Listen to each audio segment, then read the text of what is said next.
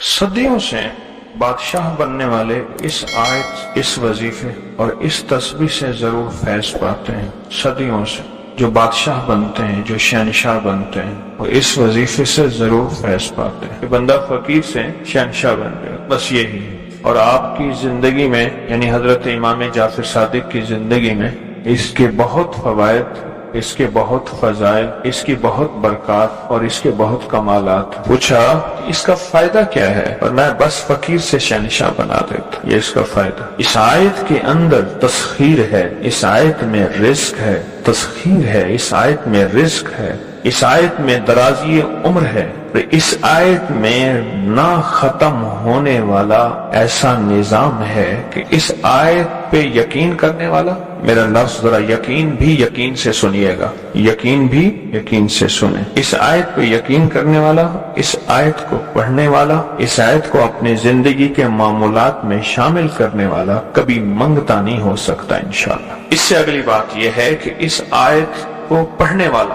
اس کی نسلیں کبھی منگتی نہیں ہو سکتی، نسلیں کبھی منگتی نہیں ہو سکتی۔ آپ کو کچھ زندگی میں مجھے ایسے لوگ ملے ہیں کہ جو رئیس تھے، رئیس اعظم تھے، لیکن ان کی نسلیں منگتی بن گئی، منگتی، بھکاری بن گئی، محتاج بن گئی، مفلس بن گئی۔ اس آیت کے پڑھنے والا منگتا نہیں بنے گا۔ کیوں؟ اس آیت میں، ان دو آیات میں تونگری ہے۔ یہ امام جعفر صادق کا دوسرا قول فرما رہا، جو ان کا فرمان ہے، میں عرض کر رہا، تونگری ہے۔ اس آیت میں مال ہے، اس آیت میں درازی عمر ہے، اس آیت میں درازی عمر ہے، اور اس آیت میں غنا ہے، غنا۔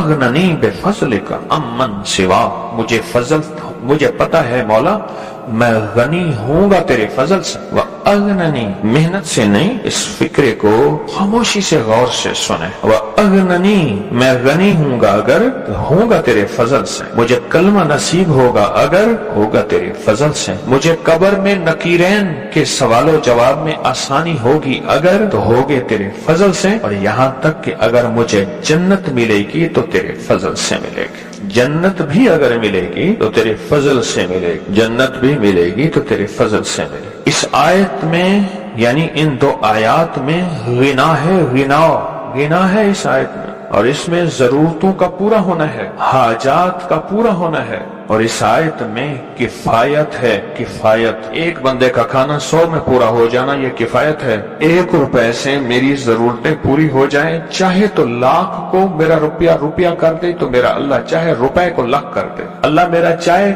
کاک کو لاکھ کر دے، اللہ میرا چاہے لاکھ کو کاک تنکا۔ سورۃ توبہ کی آخری 2 آیات، لَقَدْ جَاءَكُمْ رَسُولٌ۔ کسی نے حضرت امام جعفر صادق سے پوچھا کہ حضور یہ فرمائیں کہ سورۃ توبہ کی آخری 2 آیات کے فضائل کیا ہیں، فوائد کیا ہیں، اس کے فوائد اور فضائل کیا ہیں؟ فرمایا بس یہی ہے کہ بندہ فقیر سے شہنشاہ بن جاتا ہے، بس یہی۔ کتنے بڑوں نے، مخدوم نوح صاحب، حالہ سندھ، بہت بڑی ہستی ہیں، مزار ہے، دربار ہے، مخدوم محمد نوح حالہ سندھ میں، ان کی عمر بہت لمبی تھی۔ کسی نے ان سے درازی عمر کا راز پوچھا، فرمانے لگے میری درازی عمر کا راز سورۃ توبہ کی آخری 2 آیات، مخدوم نوح صاحب۔